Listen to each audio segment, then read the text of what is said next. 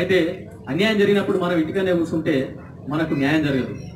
ఒక ప్రోవర్బ్ ఉన్నది, విజిలెంట్ బస్ నాన్ డార్మెంట్ బస్ డ్యూరస్ సర్వీరెంట్, law helps only who are vigilant persons not sleeping persons అని ఉన్నది. అంటే చట్టము నీ దగ్గరికి రాదు, మనమే చట్టం దగ్గరికి వెళ్ళాలి. నాకు అన్యాయం జరిగిందని చెప్పి మనం సంబంధిత ఇక్కడ మూర్ల కాడ పంచాయతీ అవుతుంది, నల్ల కాడ పంచాయతీ అవుతుంది. ఇవి డైలీగా ఉండేటువంటి సమస్య.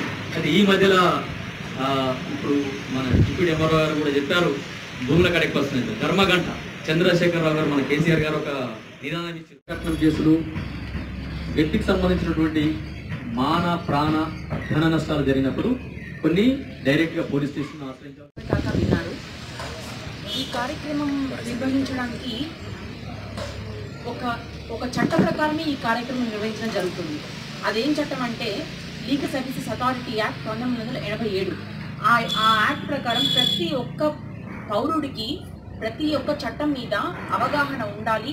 వాళ్ళకి వాళ్ళ పరిస్థితి సొసైటీలో వాళ్ళు ఏంటి అన్న రియలైజేషన్ వాళ్ళకి రావాలి అని చెప్పి మనం చట్టాలు పొందుపరచుకోవడం జరిగింది.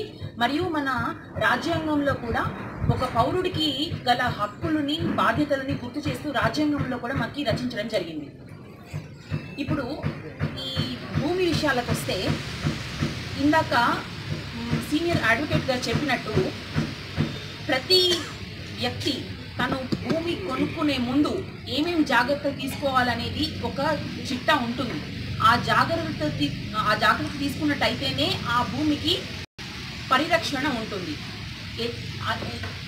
ఆ జాగ్రత్తల్లో ఏది ఒకటి మిస్ అయినా కూడా మీ భూమికి ఖతరా ఉన్నట్టే. అంటే మీ భూమికి మీరు ఎంతో కష్టపడి కొనుక్కున్న భూమి చాలా చిక్కుల్లో పడుతుంది. అది ఎట్లాంటి సమస్యనో ముందు గుర్తించుకోగలగాలి. ఒకవేళ ఆ భూమి కరెక్ట్గా లేదు అని తెలిస్తే, మీరు కొనుక్కోవాల్సిన భూమి కరెక్ట్గా లేదు అని తెలిస్తే అది ఎలాగైతే కరెక్ట్ చేయొచ్చు, ఎట్లాంటి చట్టపరమైన ఎట్లాంటి స్టెప్ తీసుకుంటే ఆ డిఫెక్ట్ అనేది ఆ డాక్యుమెంట్కి కానీ దేనికి కానీ పోతుందో మీరు తెలుసుకోవాలి. అది తెలుసుకోవాలంటే ఒక వకీల్ని కానీ లేకపోతే మీకు తెలిసిన న్యాయ సలహా ఇచ్చే ఎవరినైనా సంప్రదించవచ్చు. ఒకటి. రెండోది, భూమిలో నేను సాగులో ఉన్నాను అనుకుంటే సరిపోదు. ప్రతి కౌలుదారికి కౌలునామా ఒకటి రాసుకోవాల్సి ఉంటుంది. ఆ కౌలునామా ఎవరైతే పట్టాదారు ఉంటారో అతని దగ్గర నుంచి ఆ కౌలునామా రాయించుకొని ఆ కౌలునామా ప్రకారమే కౌలులో ఉంటే అతనికి రాతపూర్వకమైన ఒక ఎవిడెన్స్ అనేది అతని దగ్గర ఉంటుంది. ఇది కాకుండా అలాంటి కౌలుదారికి మన చట్టంలో ఒక రక్షణ కూడా ఉంది. అట్లాంటి రాతపూర్వకంగా కనుక కౌలుదారు కౌలునామా రాయించుకున్నట్టయితే అతనికి బ్యాంక్ లోన్ కూడా దొరికే అవకాశం ఉంటుంది. లేదా అంటే రాతపూర్వకంగా మీ దగ్గర ఏ కౌలునామా లేదు అంటే బ్యాంక్ లోన్ కూడా దొరకదు. రెండవది, భూమి భద్రతకి వస్తే 3 విషయాలు: సాగులో భూమి, చేతిలో పట్టా, రికార్డుల్లో పేరు. సాగులోని భూమి, ఈ 3 ఉన్నట్లయితేనే ఆ భూమికి మీకు రక్షణ ఉంది అని చట్టపరంగా చెప్పచ్చు. ఏ కోర్టుకి వెళ్ళినా కూడా, ఎక్కడికి వెళ్ళినా కూడా మీకు ఈ 3 ఉంటేనే మీ తరఫున న్యాయం జరిగినట్టు, మీకు న్యాయం జరుగుతుంది.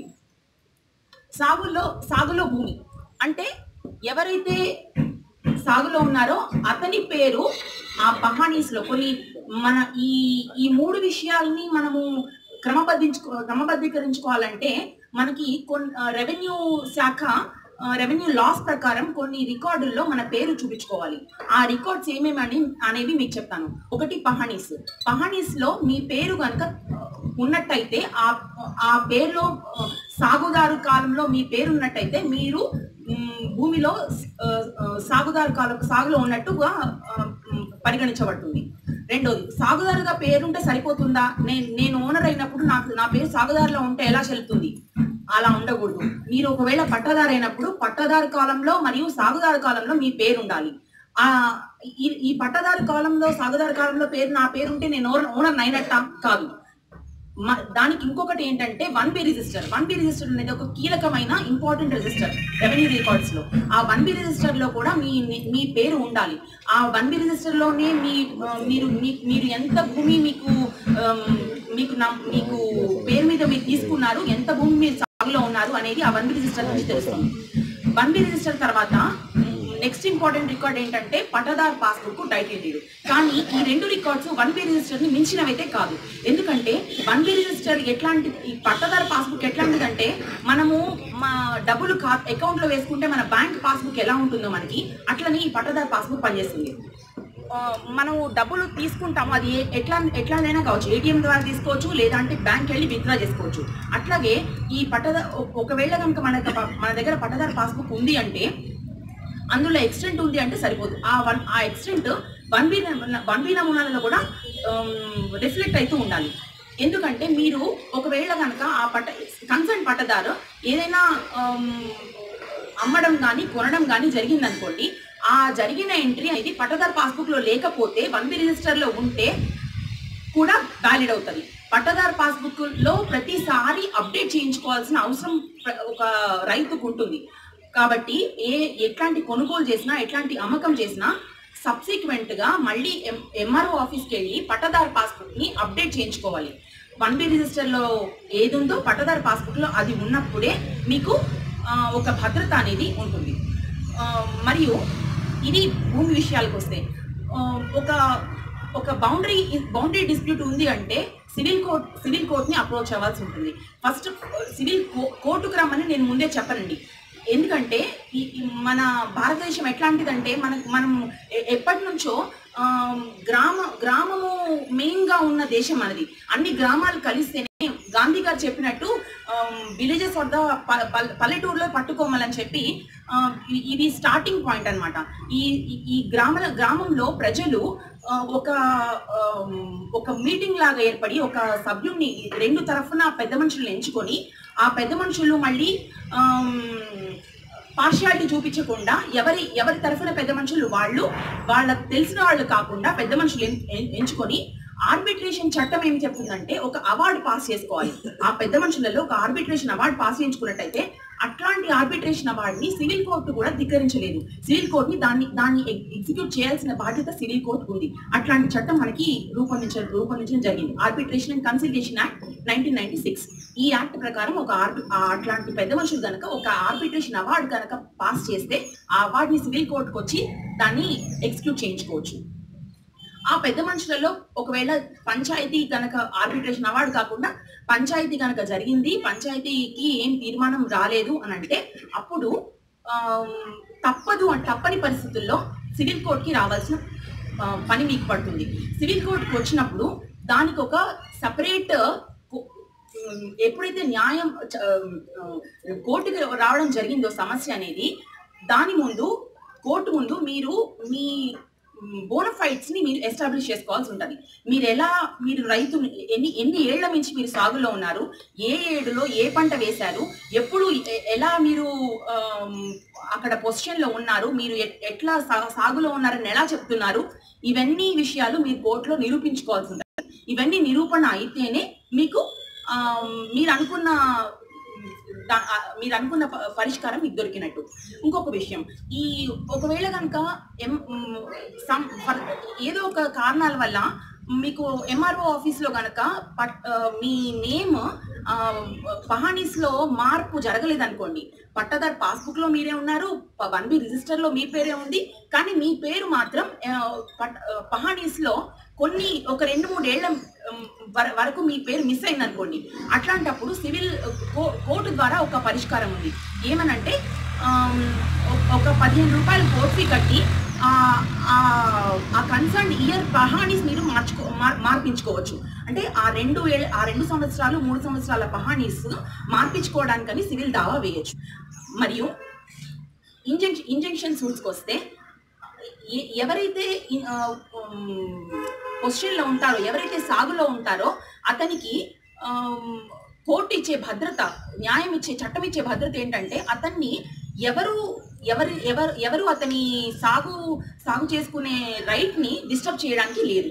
అట్లాంటప్పుడు ఒక ఇంజెక్షన్ దావా వేసినట్టయితే కోర్టు మనకి అనుకూలమైన పరిష్కారం ఇవ్వడం జరుగుతుంది.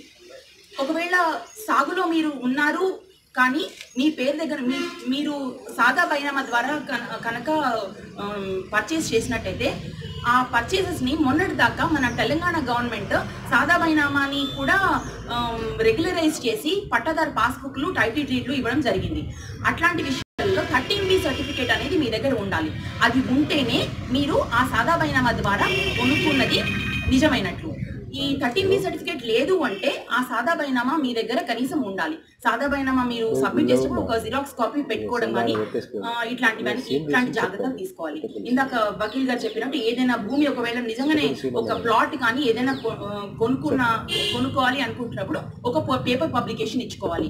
ఏమనంటే ఈ భూమి నేను కొనబోతున్నాను, ఈ భూమి మీద ఎవరికైనా ఎటువంటైనా క్లెయిమ్స్ ఉంటే వారు 15 రోజుల్లోనో లేకపోతే అందులో ఇచ్చిన గడువులోనో మా దృష్టికి తేగలరు అని చెప్పి ఒక పేపర్ పబ్లికేషన్ ఇచ్చుకుంటే మీరు ప్రపంచానికి చాటి చెప్పినట్టు, మీరు నేను భూమి కొంటున్నాను అని చెప్పి ప్రపంచానికి చాటి చెప్పినట్టు. ఇంకొక విషయం, రిజిస్ట్రేషన్స్ విషయానికి వస్తే లింక్ డాక్యుమెంట్స్ వెరిఫై చేసుకోవాలి.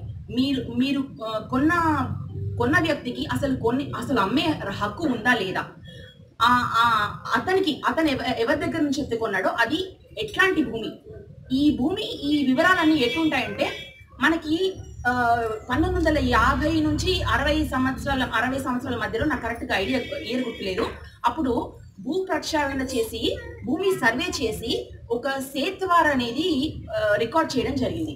ఆ సేత్వార్లో ఏముంటుందంటే మెయిన్గా మీరు ఏ ఇయర్ నుంచి అది భూమి ఆ భూమి స్వభావం ఎట్లాంటిది, గవర్నమెంట్ భూమా, పట్టా భూమా, లేకపోతే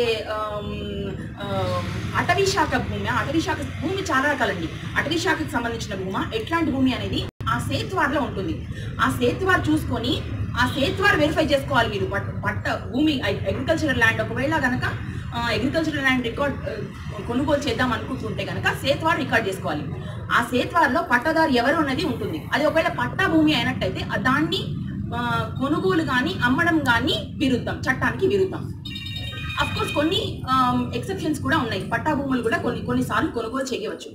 ఎప్పుడంటే ఆ పట్టా భూములలో గవర్నమెంట్ ఇచ్చిన పట్టా సర్టిఫికేట్ లో అమ్ముకోవచ్చు అని చెప్పి ఒక కండిషన్ కనుక ఉంటే కనుక ఆ భూముల్ని అమ్ముకోవచ్చు లేదా కొనొచ్చు. ఒకవేళ అట్లాంటిది లేదు అంటే పట్టా భూముల్ని కొనడం నిషేధం. గవర్నమెంట్ భూములు కొనడం నిషేధం, అసైన్ ల్యాండ్స్ అంటారు. పట్టా భూములు అయితే కొనవచ్చు, నిరభ్యంతరంగా కొనుక్కోవచ్చు. ఆ పట్టాదారు భూములు కొనేటప్పుడు కూడా 1960 సేత్వార్ దగ్గర నుంచి కూడా రికార్డ్స్ తెచ్చుకొని ఆ రికార్డ్స్ లోనే ఈ పేరు ఉందా, ఇప్పుడు నేను కొనబోయే పట్టాదారు పేరు ఆ సేత్వార్లో రికార్డ్ అయిందా, కొని అతని వారసులు ఎవరైనా అందులో ఉన్నారా అనేది చూసుకోవాలి. అది వెరిఫై కనుక చేసుకోనట్లయితే ఈ పట్టాదారికి ఉన్న హక్కు మీద మీరు ఎవరి దగ్గర నుంచి భూమి కొనుక్కుంటారో అట్లాంటి పట్టాదారికి ఉన్న హక్కు మీద ఒక శంక ఏర్పడుతుంది.